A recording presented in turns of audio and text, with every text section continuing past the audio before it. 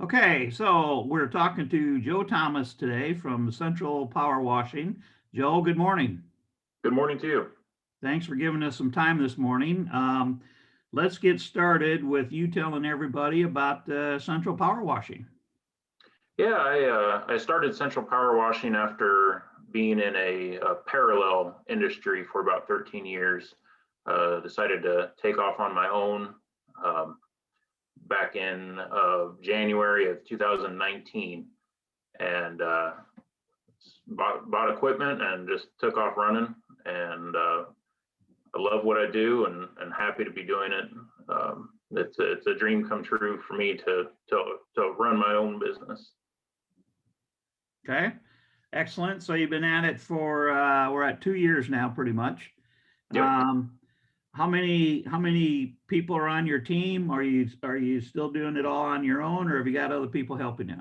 Yeah, it's just me for now. My wife takes care of all the administrative side. The initial plan was to take on one or two employees in 2020, but then 2020 happened and we put the kibosh to that for now. So possibly we'll be revisiting that here this year. So. Okay, okay. Tell us about who is at your target market, your ideal client. Well, anybody who owns property, be it commercial property or residential property, is a potential client. So at this point, I would say it's about 70% residential work that I do and 30% commercial. On the residential side, it's primarily siding, driveways, any concrete surface, any hard surface, deck cleaning, things of that nature. On the commercial side, it is mostly restaurants. So that's starting to come back a little bit now. Here in Iowa, they're starting to bounce back a little bit. So starting to see some of that return. They want to get their places looking nice as people start to kind of trickle back in. So restaurants, tell me exactly what you provide for restaurants. Yeah, so it would be primarily the front entryways where grease and that has been tracked out over the course of time. The dumpster pads where all of the cooking grease and trash and everything else is. Do a lot of the just general parking spaces to make the place look bright and fresh and clean. Okay, okay, yep, okay. I get that. So that makes sense. So tell us about 2020. Tell us about how COVID affected your business and any changes you had to implement or pivots or anything like that that COVID caused you to do.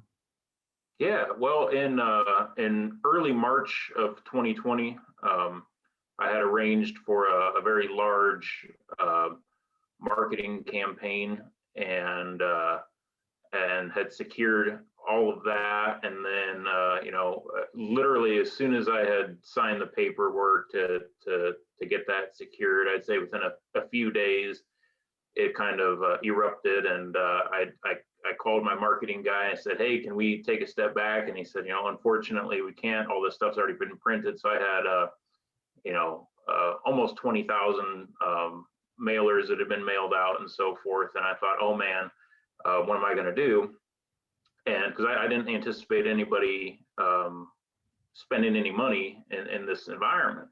And well, it turned out to be a blessing in disguise, because while the commercial side of what I do tanked, all these people were now stuck at home looking at their ugly house, and then they just so happened to get my flyer in the mail, and so what I lost on the commercial side of things, I pretty much made up for in additional work on the residential side of things. So I definitely fared better than a lot of people because I do service a kind of a split customer profile. So I was able to kind of dodge that bullet when it came to the commercial side.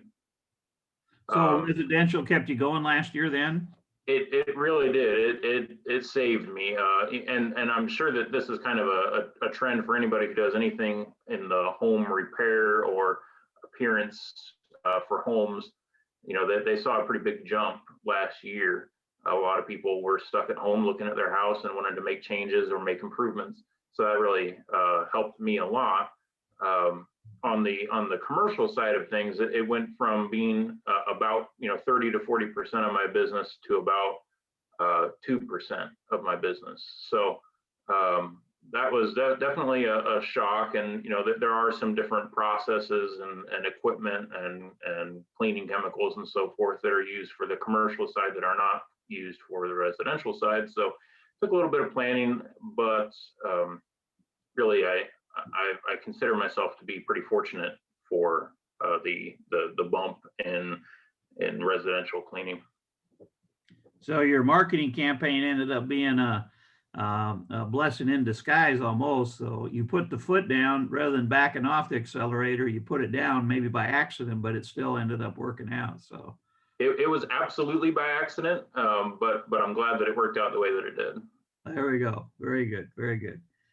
So you've been up and running now for 2 years. Congratulations on that. Most small businesses don't make it that long. What would you say are one or two ideas or words of wisdom or lessons that you have learned in your 2 years that maybe you could share with everybody on that you're not going to do again, or that were hard lessons to learn? Could you tell us about that a little bit? Yeah, of course. So for me personally, I'm a very impatient person, and I want everything to happen right away. And when you're starting a small business, that is not the way that it works. So just be patient, keep the faith, and just keep plugging away. Take it one day at a time. If you keep trying, if you keep marketing, if you keep doing a fantastic job, the work will come and the success will come. You just have to be patient, which is so hard for me, and probably most other entrepreneurs. We're not known for our patience. And other than that is marketing. Marketing is so important. Getting your name out there and being consistent. Don't just do your marketing when you're slow. Do your marketing when you are super busy. That way you can stay super busy. All right. Excellent ideas. Good words of thought. Thank you. Anything that you would like to pass along, anything this spring that you think the public should know about or people should know about? How do they know, other than just aesthetic for their deck and that type of stuff? What are some things they should look for, cracking or damage or anything that you could tell them to give them a heads up on? Well, I'd say the biggest thing that I do is cleaning for cosmetic purposes. So right now the housing market is super hot, and there's a lot of people buying and selling homes. And probably the biggest call to action I could say is that if you are in the market specifically to sell your home, getting your house and or other property, driveways and so forth, getting that power washed is dollar for dollar about the best investment that you can possibly make. If you redo your kitchen, the likelihood of you getting that return is pretty limited, and the new buyer is stuck with your choices. They may not like your choices, but everybody universally loves clean property. You're not altering it. You're not doing anything that a potential buyer may dislike. Everybody universally likes a clean, fresh look. So if you're in the market to sell, now's the time to get that property looking nice. Yeah, good thought. So everybody says curb appeal is what makes a difference, and so you definitely can make a difference in how their house looks from the outside, and curb appeal, and for pictures and their virtual tours and that kind of stuff. So, very cool. So I'm gonna wind up today with asking you, give us an example of something that inspires you.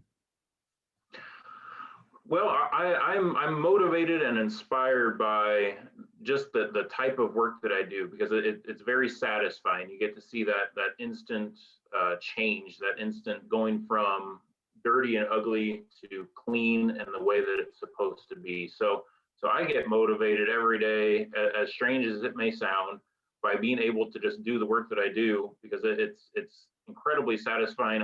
You know, if I were financially independent, I'd probably do it for free. Well, there might be some people that take you up on that down the road. I have no doubt.